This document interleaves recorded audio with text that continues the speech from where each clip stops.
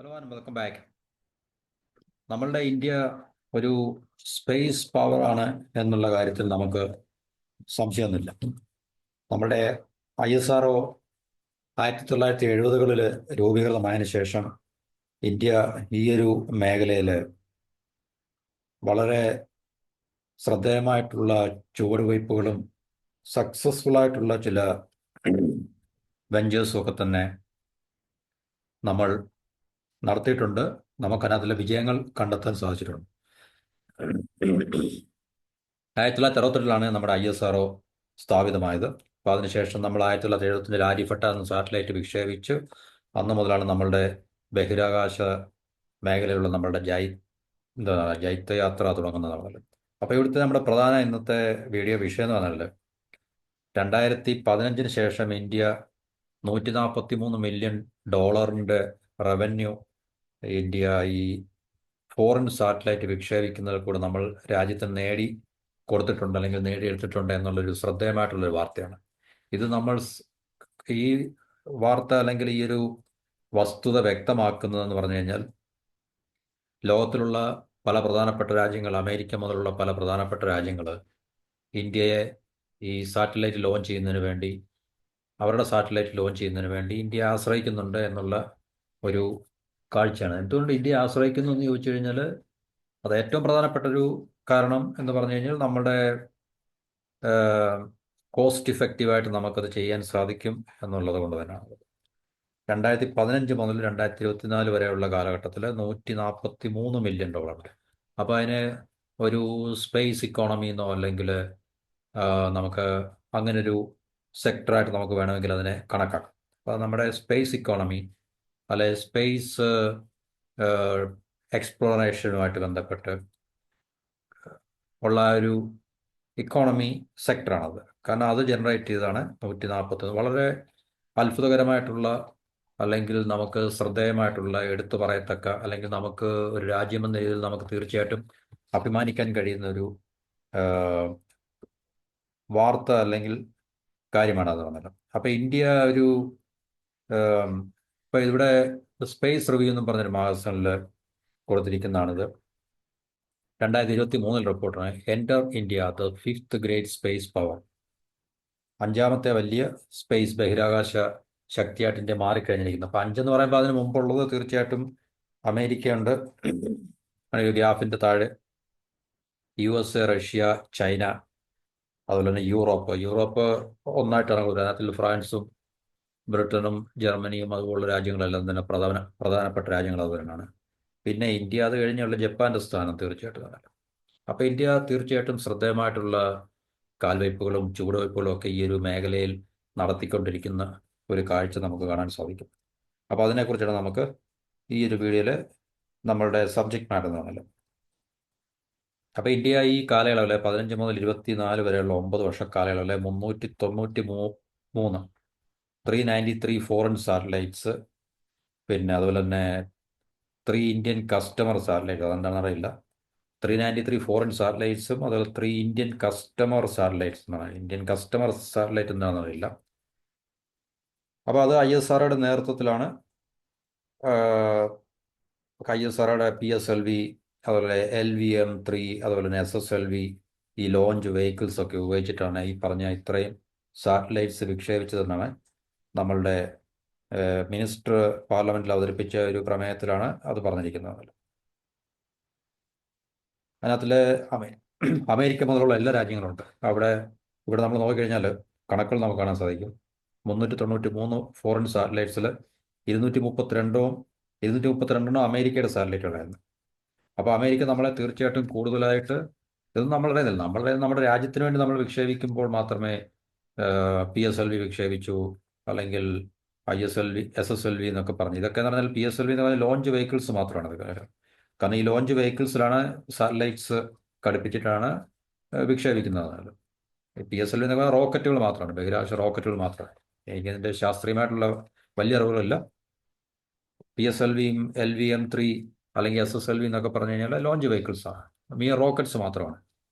അപ്പോൾ ഈ റോക്കറ്റ്സിലാണ് സാറ്റലൈറ്റ് ഘടിപ്പിച്ചിട്ട് സാറ്റലൈറ്റിനെ അതിൻ്റെ കൃത്യമായിട്ടുള്ള ഭ്രമണപഥത്തിൽ, അത് നേരത്തെ പ്രിസ്ക്രൈബ് ചെയ്തിട്ടുള്ള അല്ലെങ്കിൽ നേരത്തെ കണക്കൂട്ടി വെച്ചിട്ടുള്ള അതിൻ്റെ ഓർബിറ്റിൽ കൊണ്ട് അതിനെ എത്തിക്കുക എന്നുള്ള ജോലിയാണ് ഇപ്പോൾ PSLV അല്ലെങ്കിൽ SSLV എന്ന് പറയുന്ന ലോഞ്ച് വെഹിക്കിൾസ് എന്നുള്ളത്. പിന്നെ സാറ്റലൈറ്റ് വിക്ഷേപിച്ച് കഴിഞ്ഞാൽ പിന്നെ ലോഞ്ച് വെഹിക്കിൾസ് പോയി. അത് അതിന് പിന്നെ ഇതൊന്നുമില്ല. റീ എൻട്രി വെഹിക്കിൾസ് ഒക്കെ ഉണ്ട്. റീ എൻട്രി വെഹിക്കിൾസ് ഉണ്ട്, REV എന്നൊക്കെ പറയുന്നത്. എന്ന് വെച്ചാൽ വിക്ഷേപിച്ചിട്ട് തിരിച്ച് വീണ്ടും നമ്മുടെ ഭൂമിയിൽ സ്റ്റേഷനിലേക്ക് വരുന്ന വെഹിക്കിൾസ് ഒക്കെ ഉണ്ട്. പക്ഷേ ഭൂരിഭാഗം ലോഞ്ചേഴ്സ് എന്ന് പറഞ്ഞാൽ അത് കത്തി ചാമ്പലായി ചാരമായി പോവുകയാണ്. സാറ്റലൈറ്റിനെ അതിൻ്റെ ഓർബിറ്റിൽ കൊണ്ടെത്തിക്കുക എന്നുള്ളതാണ് അതിൻ്റെ ജോലി. അപ്പോൾ 232 അമേരിക്കയിൽ നിന്നാണ് നമ്മൾ വിക്ഷേപിച്ചിട്ടുള്ളത്. 83 UK. ഇവിടെ കണക്ക് കൊടുത്തിട്ടുണ്ട്. സിംഗപ്പൂർ, നമുക്ക് ഇവിടെ നോക്കിയാൽ സിംഗപ്പൂരിൻ്റെ 19. സിംഗപ്പൂരൊന്നും ആക്ച്വലി പവറല്ല, സ്പേസിലൊന്നുമില്ല. കാനഡ ഇല്ല. കാനഡ ഇല്ലെന്നല്ല, കാരണം കാനഡ 8 സാറ്റലൈറ്റ് അവരുടെ വിക്ഷേപിച്ചിട്ടുണ്ട് ഇന്ത്യയിൽ നിന്ന്. കൊറിയ 5. ഈ പറഞ്ഞ കാലയളവിലാണ് 15 മുതൽ 19 വരെയുള്ള. Luxembourg, Italy, Germany, Belgium, Finland, France. അപ്പോൾ ജർമ്മനി, ഇറ്റലിയും ഫിൻലൻഡ്, ഫ്രാൻസ് എല്ലാം നമ്മളിൽ നിന്ന് വിക്ഷേപിച്ചിട്ടുണ്ട് നമ്മുടെ ISROയുടെ ഫെസിലിറ്റി ഉപയോഗിച്ചിട്ട്. Netherlands, Japan, Israel, Spain, Australia, United Arab Emirates, UAE ഒരു പ്രാവശ്യം നമ്മളവരുടെ സാറ്റലൈറ്റ് വിക്ഷേപിച്ചിട്ടുണ്ട്. പിന്നെ ഓസ്ട്രിയ. അപ്പം 61 രാജ്യങ്ങളുമായി. അപ്പോൾ ഇത്രയും രാജ്യങ്ങളാണ് ശരിക്കും പറഞ്ഞു കഴിഞ്ഞാൽ നമ്മളുടെ ഈ പറഞ്ഞ കാലയളവിൽ സ്പേസ് റിസോഴ്സ് യൂസ് ചെയ്തിട്ട് അല്ലെങ്കിൽ ISROയുടെ റിസോഴ്സ് യൂസ് ചെയ്തിട്ട് അവരുടെ സാറ്റലൈറ്റ് വിക്ഷേപിക്കാൻ വേണ്ടി നമ്മളെ സമീപിച്ചതും നമ്മൾ വളരെ സക്സസ്ഫുള്ളായിട്ട് അവരുടെ സാറ്റലൈറ്റുകൾ വിക്ഷേപിച്ച് കൊടുക്കപ്പെടുകയൊക്കെ ചെയ്തിട്ടുണ്ട്. അപ്പോൾ ഇനിയും 61 രാജ്യങ്ങളുമായിട്ട്, പിന്നെ അതുപോലെ തന്നെ 5 മൾട്ടിലാറ്ററൽ ബോഡീസുമായിട്ടൊക്കെ നമ്മൾ കരാറുകൾ ഒപ്പുവെച്ചിട്ടുണ്ട്. അപ്പോൾ തീർച്ചയായിട്ടും ഈ മേഖലയിൽ വളരെ അധികം അല്ലെങ്കിൽ ശക്തമായിട്ടുള്ള മുന്നേറ്റം ഇന്ത്യക്ക് ഇനിയും ഉണ്ടാകും, അല്ലെങ്കിൽ ഉണ്ടാക്കാൻ കഴിയും. കാരണം കൂടുതൽ രാജ്യങ്ങൾ, അല്ലെങ്കിൽ ഈ രാജ്യങ്ങളൊക്കെ തന്നെ വീണ്ടും, കാരണം ഇപ്പം നമുക്കറിയാം അതിൽ ഏറ്റവും സ്പേസ് പവർ US ആയിട്ട് തന്നെ. US എന്തുകൊണ്ട് 232 സാറ്റലൈറ്റുകൾ നമ്മളെ കൊണ്ട് വിക്ഷേപിച്ചു. അതുപോലെ UKയ്ക്കും ഒരുപക്ഷെ സാധ്യമാണ്. പിന്നെ ജപ്പാൻ ഒരു സ്പേസ് പവറാണ് തീർച്ചയായിട്ടും. അതുപോലെ തന്നെ വേറെ ഏത് രാജ്യം, റഷ്യയിൽ നിന്നുള്ള സാറ്റലൈറ്റുകൾ നമ്മളിതുവരെ വിക്ഷേപിച്ചിട്ടില്ല. അപ്പോൾ ഇത്രയും രാജ്യങ്ങൾ വളരെ പ്രധാനമായിട്ട് നമ്മളെ ആശ്രയിച്ചിട്ടുണ്ട് ഈ സാറ്റലൈറ്റിൻ്റെ ലോഞ്ചിന് വേണ്ടിയാണ്. അപ്പോൾ ഇത് കാണിക്കുന്നത് നമ്മളുടെ സ്പേസ് പവറിനെയാണ്. ഇന്ത്യ ഒരു സ്പേസ് പവറായി മാറിയിരിക്കുകയാണ്. കാരണം റിലയബിൾ ആയിട്ടുള്ളൊരു സ്പേസ് പവറാണ് ഇന്ത്യ എന്നുള്ള കാര്യത്തിൽ സംശയങ്ങളൊന്നുമില്ല. അതുകൊണ്ടാണല്ലോ ഇത്രയും അമേരിക്ക മുതൽ പ്രധാനപ്പെട്ട രാജ്യങ്ങൾ, ഇസ്രായേൽ, ഫ്രാൻസ്, ജർമ്മനി, ഇറ്റലി ഇതുപോലുള്ള രാജ്യങ്ങൾ, ജപ്പാൻ, എന്നുവെച്ചാൽ ലോകത്തിലെ ഏറ്റവും മുൻപന്തിയിൽ നിൽക്കുന്ന രാജ്യങ്ങളൊക്കെ തന്നെയാണ് ഇന്ത്യ ഇക്കാര്യത്തിന് വേണ്ടി ആശ്രയിച്ചതാണല്ലോ. ഇപ്പോൾ 2019 നമ്മൾ ചന്ദ്രയാൻ 3 വിക്ഷേപിച്ചിട്ടുണ്ടായിരുന്നു. അത് ചന്ദ്രൻ്റെ സൗത്ത് പോളിൽ. അത് ആദ്യത്തെ ശ്രമം വളരെ വിജയകരമല്ലാതെങ്കിൽ തന്നെയും തീർച്ചയായിട്ടും അത് നമുക്ക് ഒത്തിരി എന്താണ്, നമുക്കങ്ങനെ തീർച്ചയായിട്ടും അതിനെ പൂർണ്ണമായിട്ടും തള്ളിക്കളയാൻ സാധിക്കത്തില്ലായിരുന്നു. കാരണം ചന്ദ്രയാൻ 3യുടെ സക്സസ്ഫുൾ ലാൻഡിങ് ആയിരുന്നത്, പക്ഷേ ചില ടെക്നിക്കൽ സ്നാക്സ് അല്ലെങ്കിൽ ടെക്നിക്കലായിട്ടുള്ള പ്രോബ്ലംസ് ഒക്കെ ഉണ്ട്. എന്നാൽ അത് ഇന്ത്യയെ ലോകത്തിലെ 5ാമത്തെ ഒരു സ്പേസ് പവറായിട്ട് പിന്നെ ആക്കി മാറ്റുന്നതിൽ നിർണായകമായിട്ടുള്ളൊരു പങ്ക് വഹിച്ചു എന്നാണ് നമുക്കറിയാൻ സാധിക്കുന്നത്. അപ്പോൾ ഈ സ്പേസ് പവർ എങ്ങനെയാണ് അളക്കുന്നത്, അതിൻ്റെ ഒരു ഇൻഡെക്സ് ഉണ്ട്. അത് വളരെ ടെക്നിക്കലായിട്ടുള്ള ചില കാര്യങ്ങളാണ്. അതിനകത്തിൽ ചില കാര്യങ്ങൾ ഉൾപ്പെടുത്തിയിട്ടുണ്ട്. ഒരു രാജ്യത്തെ സ്പേസ് പവറായി കണക്കാക്കുന്നത് എങ്ങനെയാണ്, അല്ലെങ്കിൽ എന്തുകൊണ്ടാണെന്നുള്ളത്. അപ്പോൾ അത് ഈ annual orbital launches, annual payloads, cumulative orbital launches, scientific and military achievements, scientific and military annual payloads. അപ്പോൾ ഈ മേഖലകളിലൊക്കെ ഇന്ത്യ തീർച്ചയായിട്ടും ശ്രദ്ധേയമായിട്ടുള്ള പിന്നെ ചുവടുവെപ്പുകൾ, അല്ലെങ്കിൽ നമുക്ക് വിജയം കൈവരിക്കാൻ സാധിച്ചു, അല്ലെങ്കിൽ ഇംപ്രൂവ്മെൻറ്റ്സ് സക്സസ്ഫുള്ളായിട്ട് നമുക്ക് മുന്നോട്ട് പോകാൻ സാധിച്ചു എന്നുള്ള കാര്യത്തിൽ സംശയങ്ങളൊന്നുമില്ല. കാരണം ഇന്ത്യ നമ്മളുടെ തന്നെ സ്പേസ് എന്താണ് എക്സ്പ്ലോറേഷൻ അല്ലെങ്കിൽ സ്പേസ് സെക്ടറിൽ ISRO വളരെ സക്സസ്ഫുള്ളായിട്ടുള്ള പ്രകടനങ്ങൾ കാഴ്ചവെക്കുന്ന ഒരു അറിവ് നമുക്കുണ്ട്. അപ്പോൾ തീർച്ചയായിട്ടും അത് ഇന്ത്യയുടെ സയൻറ്റിഫിക് ആയിട്ടുള്ള ടെക്നോളജിക്കൽ സയൻറ്റിഫിക് മേഖലകളിലൊക്കെ ഇന്ത്യ വൻ പുരോഗതികൾ കൈവരിക്കുന്നുണ്ട് എന്നുള്ള ഒരു കാഴ്ച കൂടിയാണത്. കാരണം എന്നാൽ മാത്രമേ നമുക്ക് ഈ ഒരു ദൗത്യം വിജയകരമായി നമുക്ക് ചെയ്യുവാൻ സാധിക്കത്തുള്ളൂ. കാരണം വളരെ കോംപ്ലക്സ് ആയിട്ടുള്ള ക്രിട്ടിക്കലായിട്ടുള്ള ടെക്നോളജിയും അല്ലെങ്കിൽ ഒരു പ്രോസസ്സുകളൊക്കെ അടങ്ങിയ ഒരു മേഖലയാണല്ലോ തീർച്ചയായിട്ടും സ്പേസ് എന്ന് പറഞ്ഞു കഴിഞ്ഞാൽ.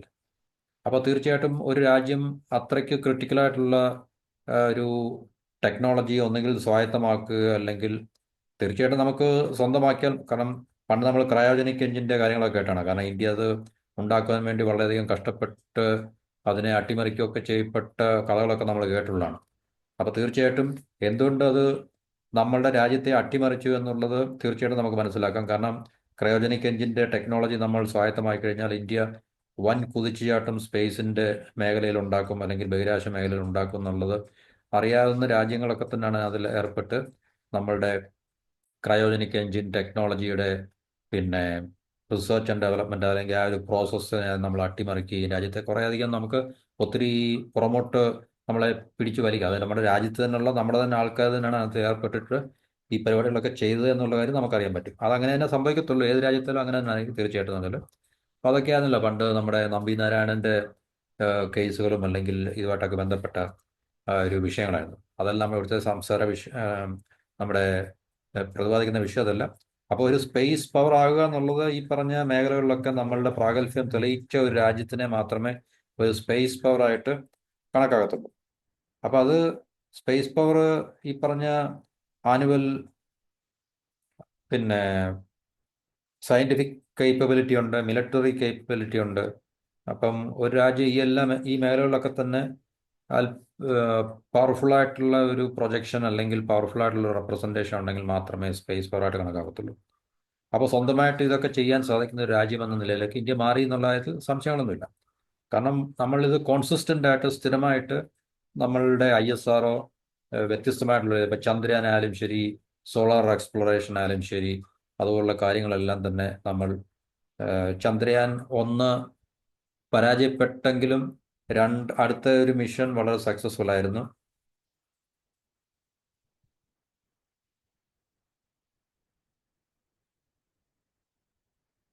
ചന്ദ്രയാൻ 3 സക്സസ്ഫുൾ ആയിട്ടുള്ള നമ്മൾ ലോഞ്ച് ചെയ്തിട്ടുണ്ട്. അതും സൗത്ത് പോൾ, മൂണിൻ്റെ സൗത്ത് പോളിലായിരുന്നത്.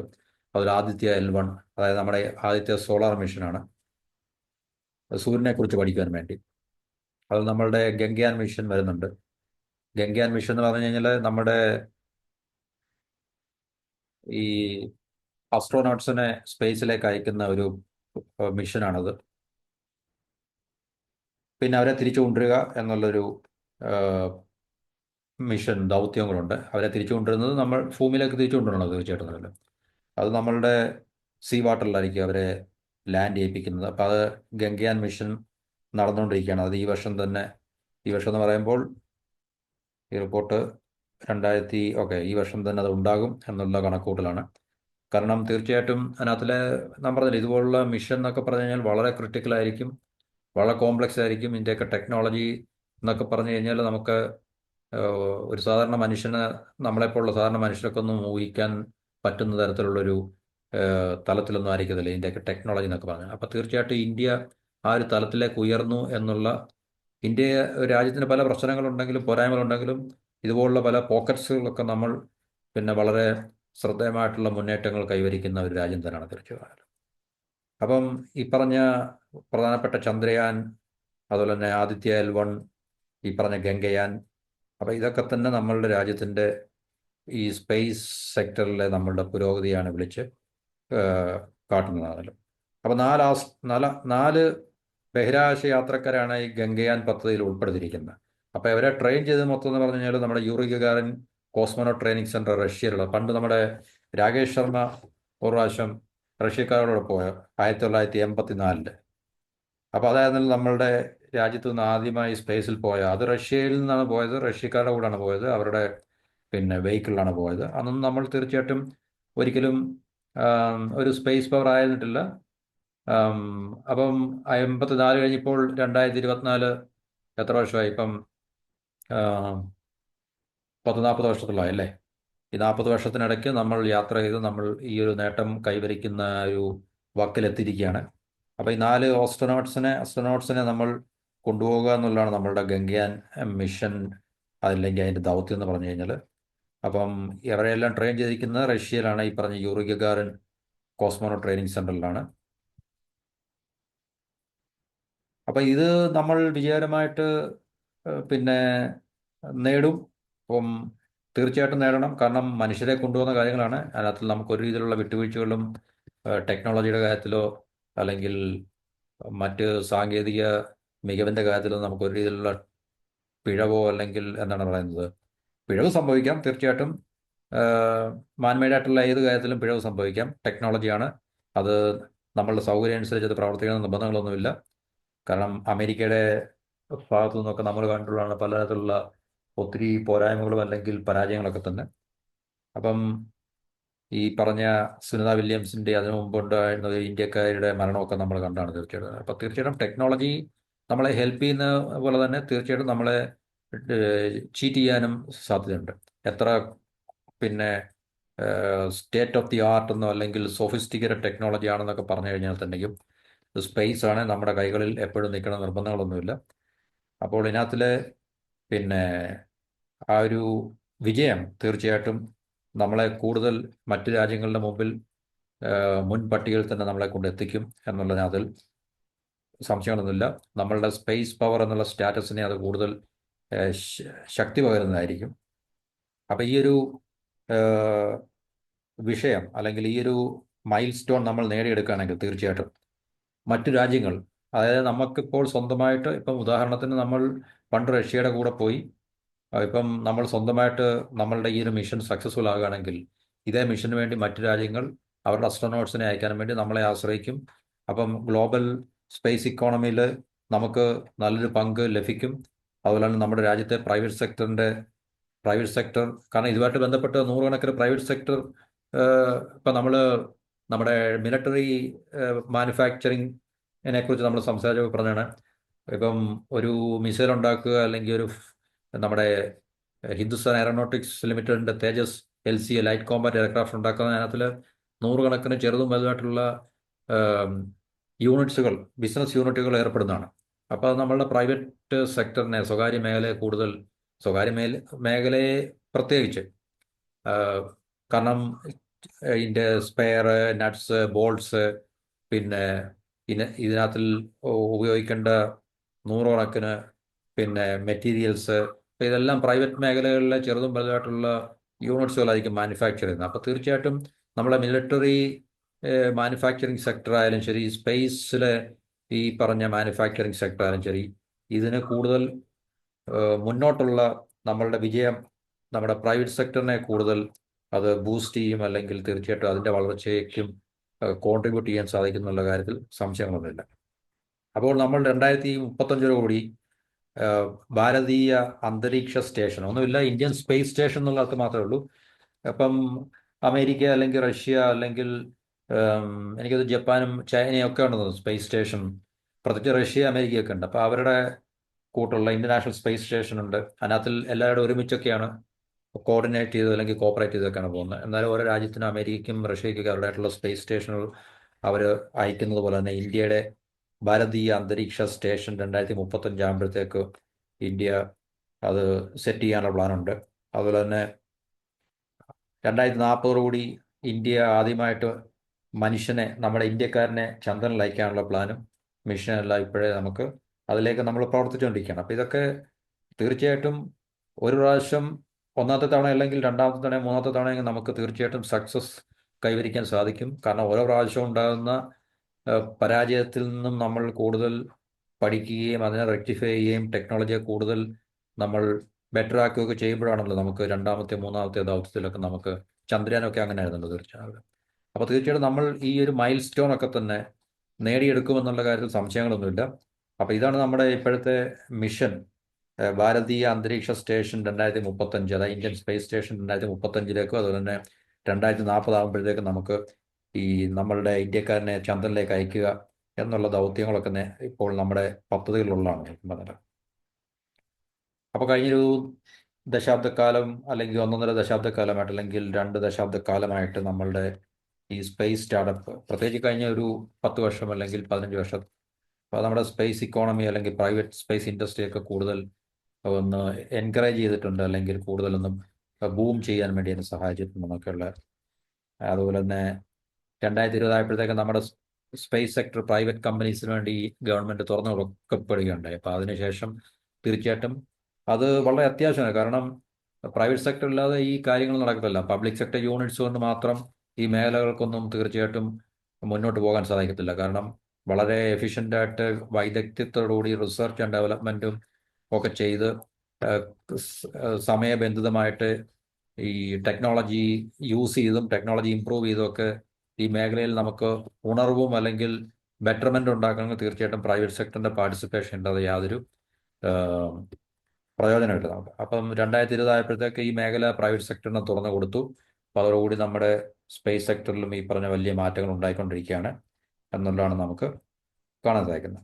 അപ്പോൾ ഇന്ത്യയുടെ സ്പേസ് പവർ 1969 ISRO ഫോം ചെയ്തതിന് ശേഷം നമ്മൾ ഈ ഗ്രാഫ് നോക്കിക്കഴിഞ്ഞാൽ വളരെ പിന്നെ മുകളിലോട്ട് അല്ലെങ്കിൽ വളരെയധികം മുമ്പോട്ട് നമ്മൾ പോയിട്ടുണ്ട്. ഈ ചന്ദ്രയാൻ്റെ ലോഞ്ച് വരെ.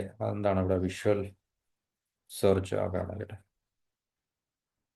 അപ്പോൾ നമ്മളിവിടെ നോക്കിക്കഴിഞ്ഞാൽ ഇന്ത്യ അച്ചീവ് ചെയ്ത ഓരോ മൈൽ സ്റ്റോൺ. ISRO ഫോം ചെയ്തു, ഫസ്റ്റ് സാറ്റലൈറ്റ് ലോഞ്ച് ആര്യഭട്ട, പിന്നെ എന്താണ്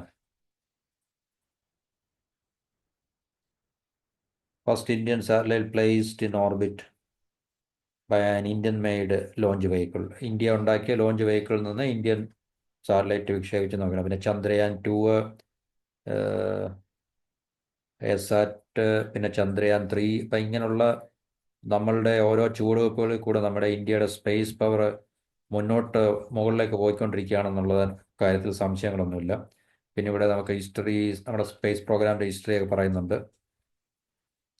ആര്യഭട്ട നമ്മൾ 75 ലോഞ്ച് ചെയ്തു. രോഹിണി സാറ്റലൈറ്റ് 80 നമ്മൾ ലോഞ്ച് ചെയ്തു. അതൊരു ടെക്നോളജിക്കൽ നമ്മളുടെ നമുക്ക് ഉണ്ടാക്കാൻ കഴിഞ്ഞ ടെക്നോളജിയുടെ മാത്രം ഒരു പ്രദർശനമായിരുന്നില്ല. പക്ഷേ അത് ഇന്ത്യയുടെ SLV-3 റോക്കറ്റ്, ഇന്ത്യ സ്വന്തമായി ഉണ്ടാക്കിയ SLV-3 റോക്കറ്റിൽ നിന്നാണത് നമ്മൾ വിക്ഷേപിച്ചത്. അപ്പം ഇങ്ങനെയുള്ള നമ്മുടെ സ്പേസ് ഹിസ്റ്ററിയൊക്കെ ഇവിടെ പറയുന്നുണ്ട്. അപ്പം അതൊന്നും നമുക്കിവിടെ പറഞ്ഞ് ദീർഘിപ്പിക്കാൻ പറ്റില്ല. 2008 ചന്ദ്രയാൻ 1 മിഷൻ, അതുപോലെ തന്നെ 2013 മാസ് ഓർബിറ്റർ മിഷൻ മംഗൾയാൻ. അപ്പം 4ാമത്തെ രാജ്യം ഇന്ത്യ, അതായത് മാർസിൻ്റെ ചൊവ്വയുടെ ഓർബിറ്റിൽ ചെന്നെത്തുന്ന 4ാമത്തെ രാജ്യം അതോടുകൂടി ഇന്ത്യയായി മാറി. അപ്പം അങ്ങനെ ഇന്ത്യ വളരെ അധികം നമുക്ക് അത്ഭുതകരമായിട്ടുള്ള, അല്ലെങ്കിൽ നമുക്ക് സാധാരണ ഇന്ത്യക്കാരനെ വിശ്വസിക്കാൻ പറ്റുന്നതിനേക്കാളും കൂടുതൽ നേട്ടങ്ങൾ നമ്മൾ ഈ മേഖലകളിൽ നമ്മൾ നേടിയെടുത്തു എന്നുള്ള കാര്യത്തിൽ നമുക്ക് സംശയങ്ങളൊന്നുമില്ല. ഇപ്പം 2019 നമ്മൾ ചന്ദ്രയാൻ 2 മിഷൻ. അപ്പം അതൊരു ഹാർഡ് ലാൻഡിങ് ആയിരുന്നു. അതൊരു ഫെയിലുവർ ആയിരുന്നെങ്കിൽ തന്നെയും പൂർണ്ണമായിട്ടൊരു ഫെയിലുവർ നമുക്ക് പറയാൻ പറ്റില്ല. കാരണം അത് തീർച്ചയായിട്ടും ആ ഒരു മിഷൻ അല്ലെങ്കിൽ ആ ഒരു ഓർബിറ്റർ നമ്മുടെ ISROയുടെ സെൻറ്ററിലേക്ക് ഡേറ്റ അയക്കുന്നുണ്ടായിരുന്നു. അപ്പോൾ തീർച്ചയായിട്ടും അതിൽ പൂർണ്ണമായിട്ടൊരു ഫെയിലുവർ ആണെന്ന് നമുക്ക് പറയാൻ പറ്റത്തില്ല. നമ്മൾ ആ വർഷം തന്നെ ആൻറ്റി സാറ്റലൈറ്റ് വെപ്പൺ ടെസ്റ്റ്, അതായത് മിഷൻ ശക്തി എന്നുള്ള ഒരു പ്രോഗ്രാം ഉണ്ടായിരുന്നു. അത് നമ്മളുടെ മിലിറ്ററിയെ കൂടുതൽ ശക്തിപ്പെടുത്തുക. കാരണം ആൻറ്റി സാറ്റലൈറ്റിനെതിരെ മറ്റ് ശത്രു രാജ്യങ്ങളുടെ അല്ലെങ്കിൽ മറ്റ് രാജ്യങ്ങളുടെ സാറ്റലൈറ്റ് നമുക്ക് ദോഷകരമായിട്ട് വല്ലതും ഉണ്ടെന്ന് നമുക്ക് ഐഡൻറ്റിഫൈ ചെയ്യാൻ സാധിക്കുകയാണെങ്കിൽ ആ സാറ്റലൈറ്റിനെ നമുക്ക് നേരിടുവാൻ കഴിയത്തക്ക രീതിയിലുള്ള ആൻറ്റി സാറ്റ് എന്നുള്ള ആൻറ്റി സാറ്റലൈറ്റ് വെപ്പൺ ടെസ്റ്റ്, അതിനെ മിഷൻ ശക്തി എന്ന് പേരിലും. അപ്പോൾ 2019 അത് നമ്മൾ നേടിയെടുത്തത്. അപ്പോൾ 2022 നമുക്ക് ഗ്ലോബൽ സ്പേസ് പവറിൽ 4.3% ഷെയർ ഉണ്ടായിരുന്നു. മറ്റ് സ്പേസ് പവറിൻ്റെയൊക്കെ പുറകിലാണ്. അതായത് നമ്മൾ അമേരിക്ക, റഷ്യ, പിന്നെന്താണ് ചൈന, യൂറോപ്പ്, ഈ 4 രാജ്യങ്ങൾ. യൂറോപ്പ് എന്ന് പറഞ്ഞാൽ അതിനകത്തിൽ അവരുടെ ഒരു കൂട്ടായ്മയാണ്, കൺസോർഷ്യം പോലാണ് അവരുടെ, മറ്റു രാജ്യമായിട്ടില്ല അവരുടെ. അപ്പം അതിനകത്ത് തീർച്ചയായിട്ടും UK അല്ലെങ്കിൽ ജർമ്മനി, ഫ്രാൻസ്, ഇതുപോലുള്ള രാജ്യങ്ങൾ, ഇറ്റലി എല്ലാം കാണുന്നത്.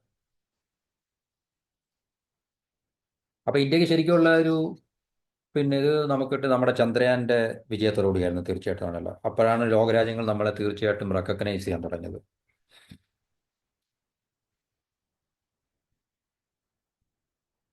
അപ്പം ചന്ദ്രയാൻ്റെ വിജയത്തോടു കൂടി നമുക്ക് സ്പേസ് പവറിലുണ്ടായ 5% ത്രഷോൾഡ് നമ്മൾ ബ്രേക്ക് ചെയ്ത് 6.6% ആയി എന്നൊക്കെയാണ് ഈ റിപ്പോർട്ടിലൂടെ പറയുന്നത്. ഇനിയിപ്പം മുമ്പോട്ടുള്ള നമ്മളുടെ യാത്ര എന്തായിരിക്കും എന്നുള്ളതാണ് ഈ സ്പേസ് പ്രോഗ്രാമിൽ.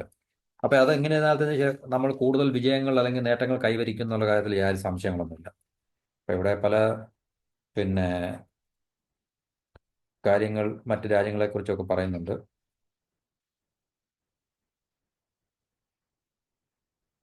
അതൊക്കെ നമുക്ക് മറ്റൊരു വീഡിയോയിൽ സബ്ജക്റ്റ് മാറ്ററായിട്ട് നമുക്ക് സംസാരിക്കുന്നതാണ്.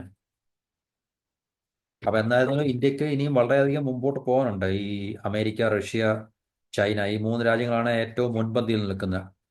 യൂറോപ്പൊന്നും അത്രയ്ക്ക് വന്നിട്ടില്ല തീർച്ചയായിട്ടും. നല്ല അമേരിക്കയും റഷ്യയും ചൈനയാണ് സ്പേസിൽ അഗ്രഗണ്യന്മാരല്ല. അപ്പോൾ അവർക്കൊപ്പം നമ്മൾ ചെന്നെത്തുക എന്നുള്ളത് ഇപ്പോഴും നമ്മൾ അവരുടെ പുറകിലാണ്.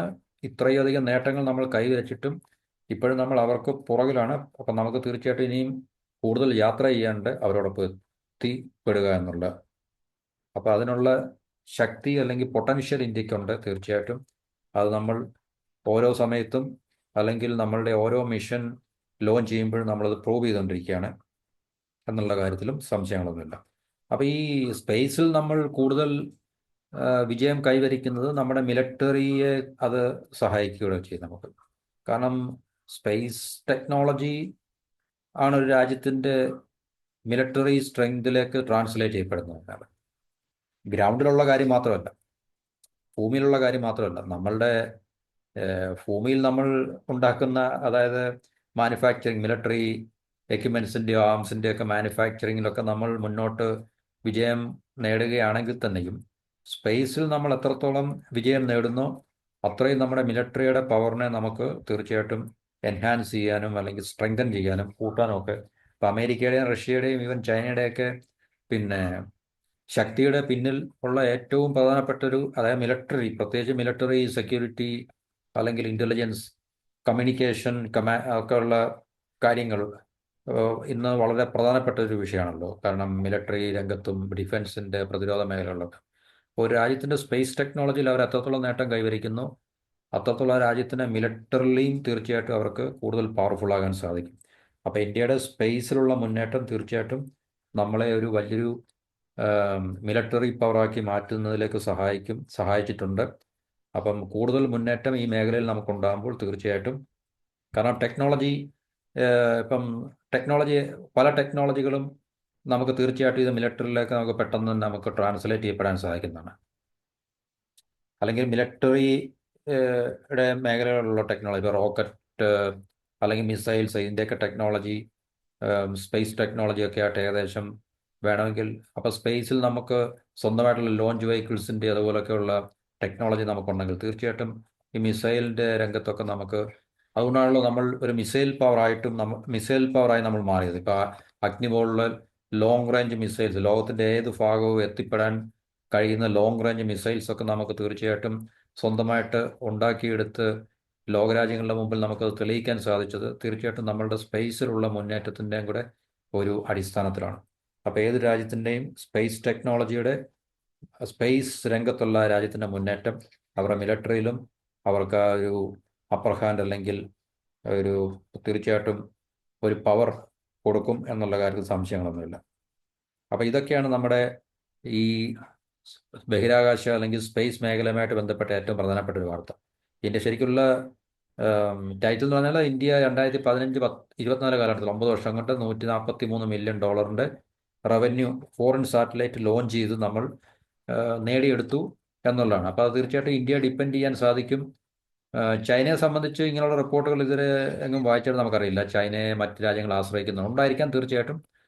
പക്ഷേ ഇന്ത്യ വളരെ ബെറ്ററായിട്ടുള്ള ടെക്നോളജിയിൽ കോസ്റ്റ് ഇഫക്റ്റീവായിട്ട് നമുക്ക് തീർച്ചയായിട്ടും, അതെല്ലാ രംഗത്തും ഇന്ത്യയുടെ ഒരു പ്രാവീണ്യം അങ്ങനെയാണല്ലോ. കാരണം ഏത് മേഖല നമ്മൾ എടുത്തു നോക്കിക്കഴിഞ്ഞാലും നമുക്ക് വളരെ ബെറ്റർ ടെക്നോളജിയിൽ കോസ്റ്റ് ഇഫക്റ്റീവായിട്ട് ചിലവ് കുറച്ച് നമുക്ക് കാര്യങ്ങൾ മറ്റുള്ളവർക്ക് ചെയ്തു കൊടുക്കാൻ സാധിക്കും എന്നുള്ളൊരു പൊസിഷനാണ് ഇന്ത്യക്ക് ഗ്ലോബലി ഉള്ളതെന്ന് പറഞ്ഞാൽ. പക്ഷേ ചൈനയെക്കുറിച്ച് നമുക്ക് അങ്ങനെയുള്ള അഭിപ്രായങ്ങൾ പൊതുവേ ഇല്ല. നമ്മൾ നേരത്തെ പറഞ്ഞ വീഡിയോയിൽ തന്നെ അവരുടെ മിലിറ്ററി എക്യുപ്മെൻസിൻ്റെയൊക്കെ പല രാജ്യങ്ങളും അത് വാങ്ങിക്കാൻ വിസമ്മതിക്കുന്നതിൻ്റെ ഒരു വിഷയം തന്നെ. ചീപ്പറായിട്ടുള്ള സാധനം കൊടുക്കുന്നു, പക്ഷേ ടെക്നോളജിയുടെയും മികവിൻ്റെയൊക്കെ കാര്യങ്ങൾ വരുമ്പോൾ ഇപ്പോഴും അമേരിക്കയുടെയും റഷ്യയുടെയൊക്കെ ഒപ്പം തന്നെ ചൈന എത്തിയിട്ടില്ല. അപ്പോൾ അതുകൊണ്ട് ഇന്ത്യയെ സംബന്ധിച്ച് അങ്ങനെയുള്ള ഇന്ത്യ നിർമ്മിക്കുന്ന സാധനങ്ങൾ ഏത് തന്നെയായാലും ശരി, അത് വളരെ ബെറ്റർ ആയിട്ടുള്ള പ്രോഡക്റ്റ്സ് ആയിരിക്കും. അത് വളരെ ഒരു കൺസ്യൂമർ ഐറ്റം ആയാലും ശരി, ഈ പറഞ്ഞ സ്പേസ് മിലിറ്ററി എക്യുപ്മെൻ്റ് അല്ലെങ്കിൽ പ്രോഡക്റ്റ് ആയാലും ശരി.